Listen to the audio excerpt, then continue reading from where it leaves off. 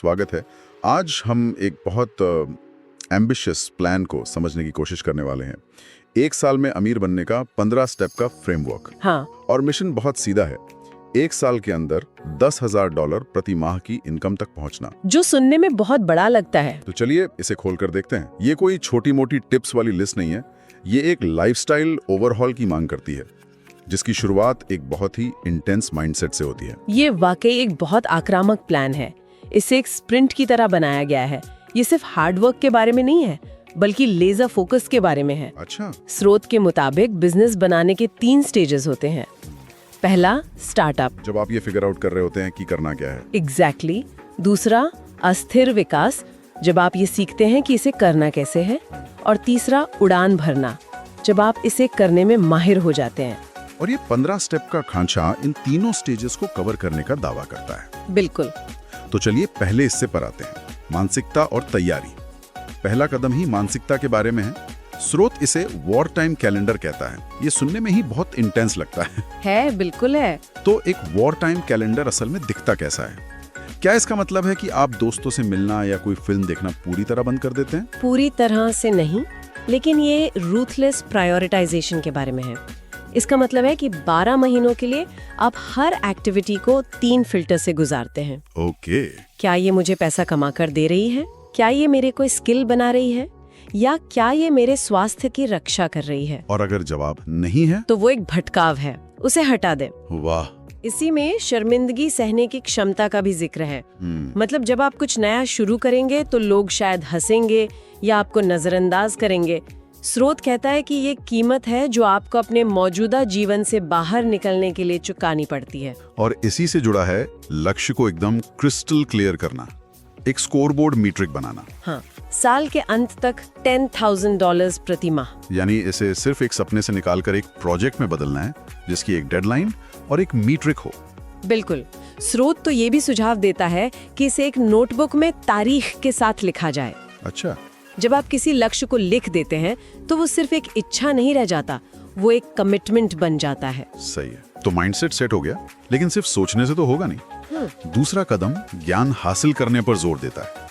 5 खास किताबों को पढ़ने के लिए कहा गया है। हाँ, जिनमें the almanack of Naval Ravikant, the 10x rule, the E Myth revisited. ये द ई-मिथ रिविजिटेड मुझे बहुत दिलचस्प लगी। ये इस बारे में है कि कैसे अपने बिजनेस में काम करने से निकलकर अपने बिजनेस पर काम किया जाए। सही कहा। वो किताब टेक्नीशियन से एंटरप्रेन्योर बनने के माइंडसेट शिफ्ट के बारे में है। और शायद यही सोच 10वें कदम यानी हायरिंग की नींव रखती है। बिल्कुल। तो ज्ञान हासिल करने के बाद तीसरा कदम है अपने पास मौजूद स्किल्स और टूल्स की एक लिस्ट बनाना। लैपटॉप, फोन, फोटोशॉप का ज्ञान, ये सब कुछ। लेकिन यहाँ एक बहुत बड़ा और कंट्रोवर्शियल पॉइंट है। वो क्या है? जुनून को नहीं, बल्कि एक मनी स्किल को चुने। ये हुई ना बात। ये सलाह तो बहुत से करियर गुरुओं की सलाह के बिल्कुल खिलाफ है, जो कहते हैं फॉलो योर पैशन। हाँ, लेकिन स्रोत का तर्क बहुत प्रैक्टिकल है। वो कहते हैं कि जुनून अक्सर तब आता है जब आप किसी चीज में अच्छे हो जाते हैं और आपको उसके नतीजे दिखने लगते हैं। इसलिए एक ऐसा कौशल चुने जिसकी बाजार में मांग है और जिसके लिए लोग तुरंत भुगतान करने को तैयार हैं, जैसे सेल्स, कॉपीराइटिंग, वीडियो एडिटिंग। मतलब जिसके लिए साप्ताहिक भुगतान मिलता है, ना कि किसी दिन मिलेगा। एग्जैक्टली। और फिर उस कौशल का हर दिन कम से कम 1 घंटे अभ्यास करें। जुनून बाद में आएगा। अच्छा, तो अगला कदम मुझे सबसे ज्यादा हैरान करने वाला लगा। चौथा कदम, किसी को ना बताएं कि आप क्या कर रहे हैं। हाँ, चुपचाप काम करें। ये सुनने में थोड़ा अजीब लगता है ना? लगता है। स्रोत का तर्क है कि आपके करीबी लोग आपको उस रूप में देखते हैं जो आप अभी हैं, ना कि उस रूप में जो आप बन सकते हैं। और एक बहुत कठोर बयान भी है कि कोई भी वास्तव में आपको जीतते हुए नहीं देखना चाहता। हाँ, ये थोड़ा ज्यादा हो गया, लेकिन इसके पीछे की भावना ये है कि इसे एक नाजुक बीज की रक्षा के रूप में देखा जाए। जब आपका आइडिया नया होता है तो वो बहुत वल्नरेबल होता है। आपके करीबी लोग अच्छी मंशा से भी उस पर संदेह कर सकते हैं, और वो नकारात्मकता आपको रास्ते से भटका सकती है। बिल्कुल। ये प्रीमेच्योर सोशल वैलिडेशन से बचने का एक तरीका भी है। लेकिन क्या इसमें खतरा नहीं है? अगर आप किसी को नहीं बताएंगे तो आप एक जरूरी फीडबैक लूप से भी तो चूक सकते हैं। आपने बिल्कुल सही पकड़ा। इसका मतलब ये नहीं है कि आप एक गुफा में चले जाएं, बल्कि ये है कि आप फीडबैक किससे ले रहे हैं, इसे लेकर सावधान रहें।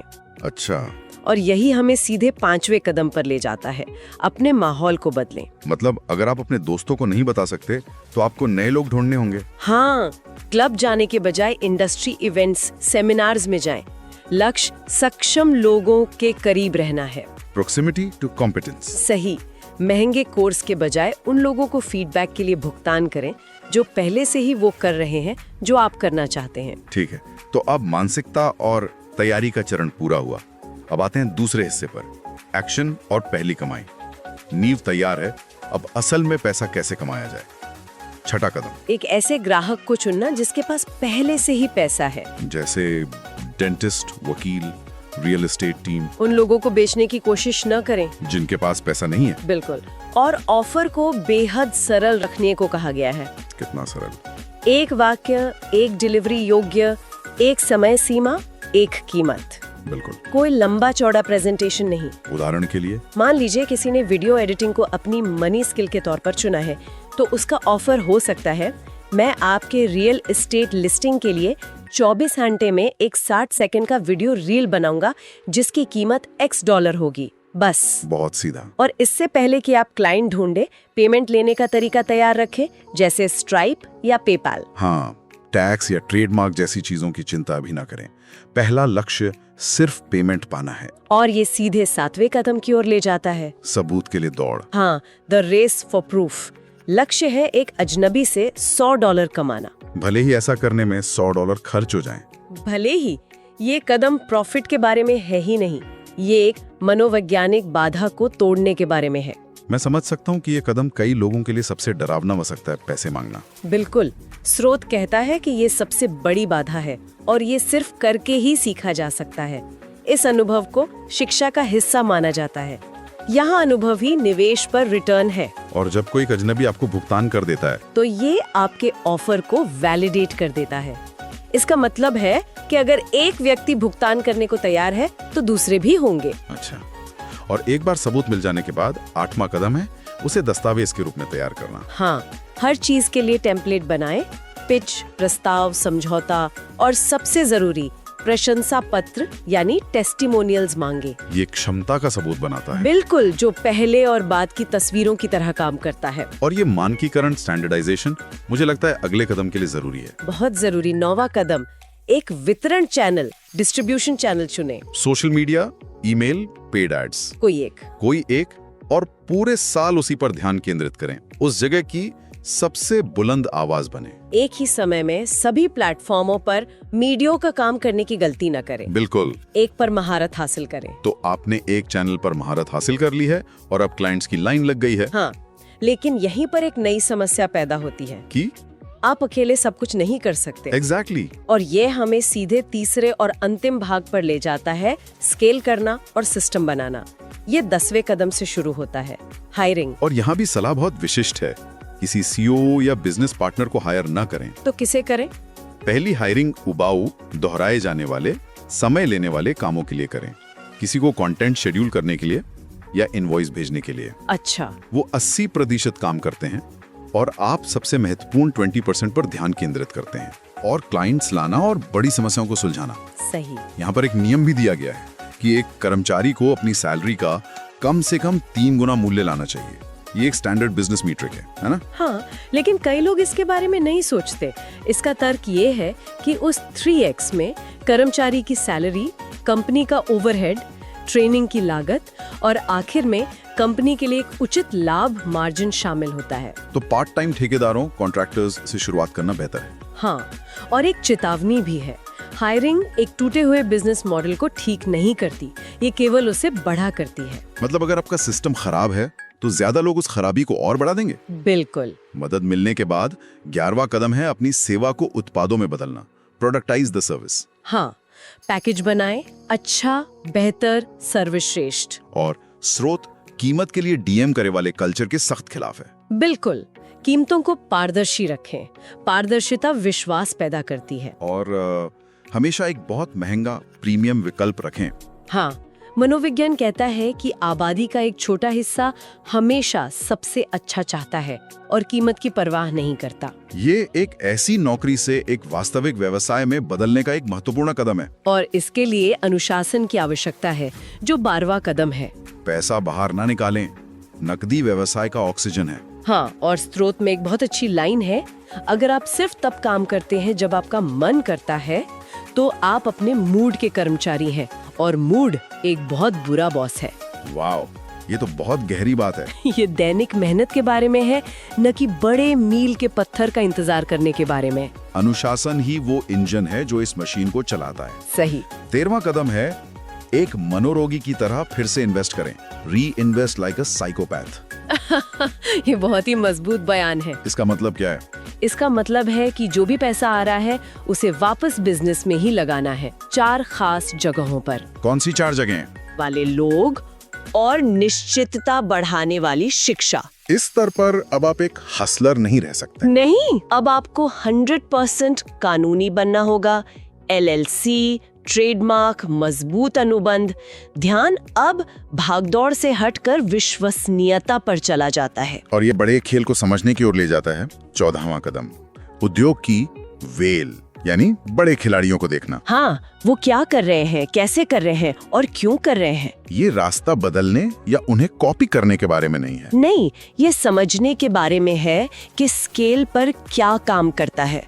असली पैसा लीवरेज, स्वामित्व, वितरण, कंपाउंडिंग और रिश्तों में है। मतलब अब आप अपने बिजनेस में आवर्ती योजनाएं, रिकरिंग प्लान्स जैसी चीजें जोड़ना शुरू करते हैं। हाँ, प्रीमियम स्तर, रेफरल इंजन। आप सिर्फ सेवा नहीं बेच रहे हैं, आप एक संपत्ति बना रहे हैं। तो इस सब का क्या मतलब है?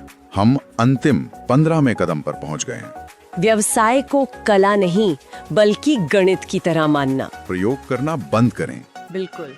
उन 20% गतिविधियों को पहचानें जो 80% परिणाम लाती हैं और उन पर पेट्रोल डाल दें। मतलब अब विचार को अपग्रेड करने का समय नहीं है, बल्कि प्रयासों, रेप्स को अपग्रेड करने का है। एग्जैक्टली। व्यवसाय को एक मैन्युफैक्चरिंग प्रक्रिया की तरह देखें। समान इनपुट, समान प्रक्रिया, अनुमानित आउटपुट। इस स्तर पर आप गुलाम नहीं हैं, आप अपने वित्तीय भाग्य के नियंत्रण में हैं। बिल्कुल। ये एक बहुत ही गहन 15 कदमों का ढांचा है, 1 साल का पूरा स्प्रिंट। लेकिन कहानी यहाँ खत्म नहीं होती। स्रोत एक बोनस भी जोड़ता है। हाँ, एक यथार्थवादी समय सीमा जो इस 1 साल की आक्रामकता को एक बड़े संदर्भ में रखती है, और ये बहुत जरूरी है। क्या है वो समय सीमा? स्रोत कहता है कि पैसा पहले साल के अंत तक आना शुरू हो जाएगा, लेकिन ये महसूस करने में 3 साल लगेंगे कि आप कुछ सही कर रहे हैं। 3 साल? हाँ, रातों रात सफलता जैसा महसूस करने में 7 साल लगेंगे। 7 साल? और कुछ ठोस और स्थायी बनाने में 10 साल से ज्यादा लगेंगे। तो 1 साल की योजना लॉन्च पैड है, पूरी यात्रा नहीं। बिल्कुल, ये सिर्फ दिशा निर्धारित करती है। प्लान आक्रामक है, लेकिन दीर्घकालिक सफलता के लिए उम्मीदें अधिक यथार्थवादी हैं। ये केवल कड़ी मेहनत करने के बारे में नहीं, बल्कि एक ऐसा सिस्टम बनाने के बारे में है जिसे दोहराया जा सके। ये पूरी रूपरेखा एक अत्यधिक संरचित, दोहराई जा सकने वाली मशीन बनाने पर आधारित है। ये आपको उस रास्ते पर डालता है जहां आप केवल घंटों के बदले पैसे नहीं कमा रहे हैं, बल्कि एक सिस्टम बना रहे हैं जो आपके बिना भी काम कर सकता है। सही है। लेकिन ये एक दिलचस्प सवाल उठाता है। क्या? धन के लिए इतनी उत्तम कुशल मशीन बनाने की खोज में सहज रचनात्मकता या हृदय परिवर्तन के लिए जगह का क्या होता है? क्या मशीन अनुकूलन कर सकती है या निर्माता अपने ही कुशल रचना का गुलाम बन जाता है?